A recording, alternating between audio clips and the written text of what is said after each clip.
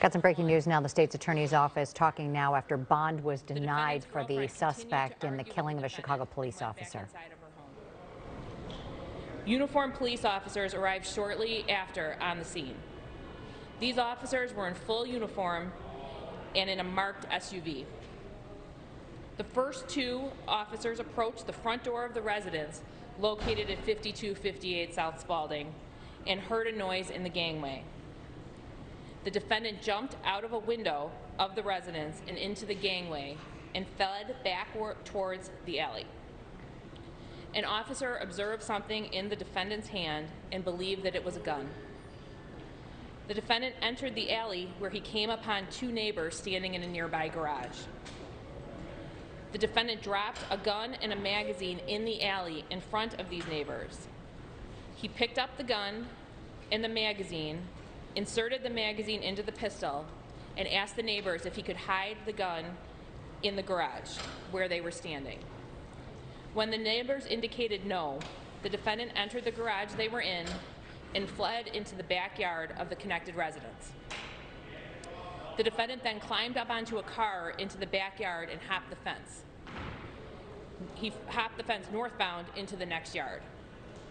At this point, the first two officers who had arrived at the residence had relocated through the alley and into the same yard as the defendant and observed the defendant jump that fence.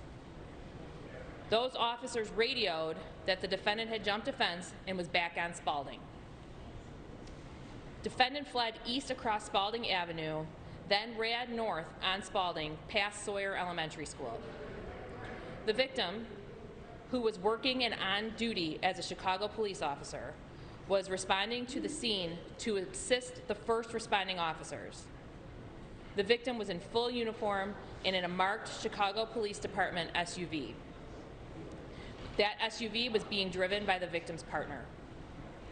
As the victim and his partner were driving northbound on Spalding, they observed the defendant running, also northbound on Spalding.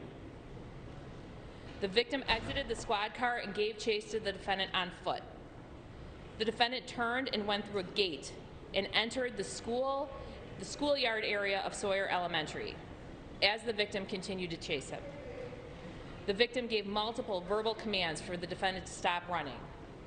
The defendant turned and went into the gate leading into the fenced yard containing a playground. The defendant's back was to the victim and his hands were not visible from the victim's position.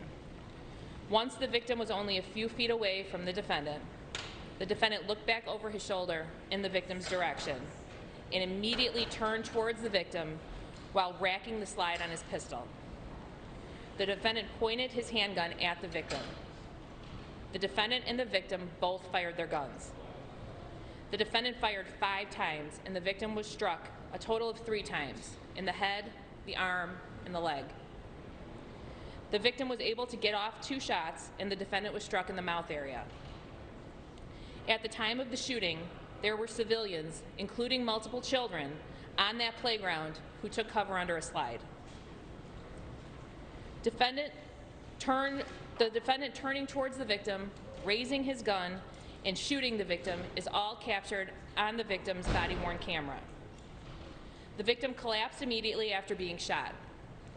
The defendant stumbled a few feet away into the nearby school parking lot before falling to the ground, with his firearm falling to the ground next to him. The victim's partner exited his squad car and approached the defendant.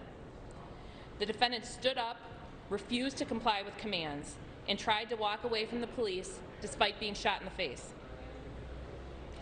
The defendant was subsequently tased and handcuffed. Officers recovered the .45 caliber handgun the defendant used to shoot the victim from the ground beside the defendant.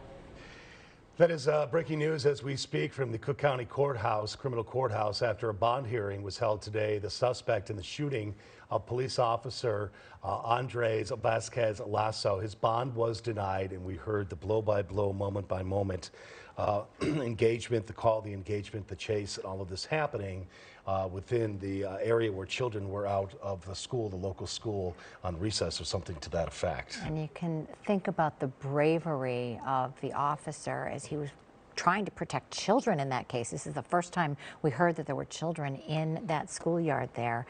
as he got shot and Three died. times. Yeah. The suspect as well is recovering in the hospital. We'll continue to follow this story, of course. We'll have the latest for you coming up at 4 o'clock. And always, you could go to WGNTV.com in the meantime for the latest.